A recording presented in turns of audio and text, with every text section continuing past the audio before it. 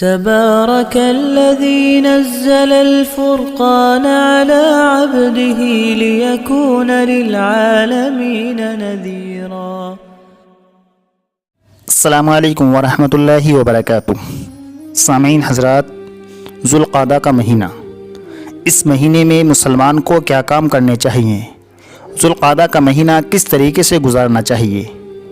دیکھیے، قرآن کریم کے اندر سورہ توبہ میں آیت نمبر 36 کے اندر اللہ تعالیٰ ارشاد فرماتے ہیں، اللہ کے نزدیک مہینوں کی تعداد 12 ہے، جن میں سے 4 حرمت والے مہینے ہیں۔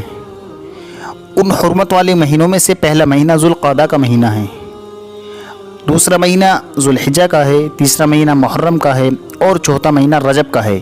یہ 3 مہینے لگاتار آتے ہیں اور چوتھا مہینہ رجب کا جو مہینہ ہے وہ جمادی الثانی اور شعبان کے بیچ میں آتا ہے۔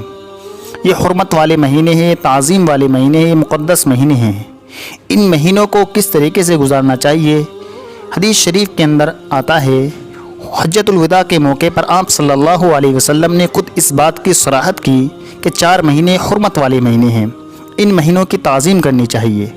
جاہلیت کے زمانے میں بھی لوگ ان مہینوں کی تعظیم کیا کرتے تھے۔ عرب جو جنگ و جدال کے بڑے شوقین تھے، جب یہ مہینے اسٹارٹ ہوتے تو ان مہینوں میں وہ جنگ سے بیٹھ جایا کرتے تھے۔ ذوالقعدہ کی وجہ تسمیہ بھی یہی بیان کی جاتی ہے۔ ذو کے معنی والا کے آتے ہیں اور قاعدہ کے معنی بیٹھنے کے آتے ہیں، یعنی بیٹھنے والے، اور یہی اس مہینے کی حرمت کا تقاضا بھی ہے کہ اس مہینے کی تعظیم کی جائے۔ اب وہ کون سے کام ہیں جو اس مہینے میں کرنا چاہیے؟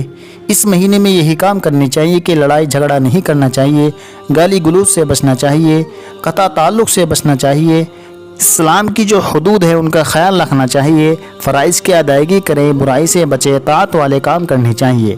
آپ ذوالقعدہ کے مہینے کی تعظیم کا اندازہ اس بات سے لگا سکتے ہیں کہ آپ صلی اللہ تعالیٰ علیہ وسلم نے جتنے بھی عمرے کیے ہیں اسی مبارک مہینے کے اندر کیے ہیں، اور بلکہ ایک روایت کا مفہوم تو یہاں تک نکلتا ہے کہ عمرہ کرنا تمام مہینوں میں سب سے زیادہ افضل جو ہے وہ ذوالقعدہ کے مہینے میں ہے، رمضان کے مہینے کو چھوڑ کر۔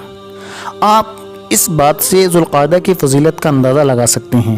اور بھی بہت سے تاریخی واقعات اس مبارک مہینے کے اندر پیش آئے ہیں۔ خلاصہ یہ ہے کہ ذوالقعدہ حرمتوں والے مہینوں میں سے ایک مبارک مہینہ ہے۔ اللہ تعالی ہم سبھی کو اس مبارک مہینے کی قدردانی نصیب فرمائے، اس کی برکتوں سے، اس کی رحمتوں سے اللہ تعالی ہم سبھی کو خوب مالا مال فرمائے۔ صدقہ جاریہ کی نیت سے اس کلپ کو آگے بھی شیئر کیجیے۔ شکریہ۔ السلام علیکم ورحمۃ اللہ وبرکاتہ۔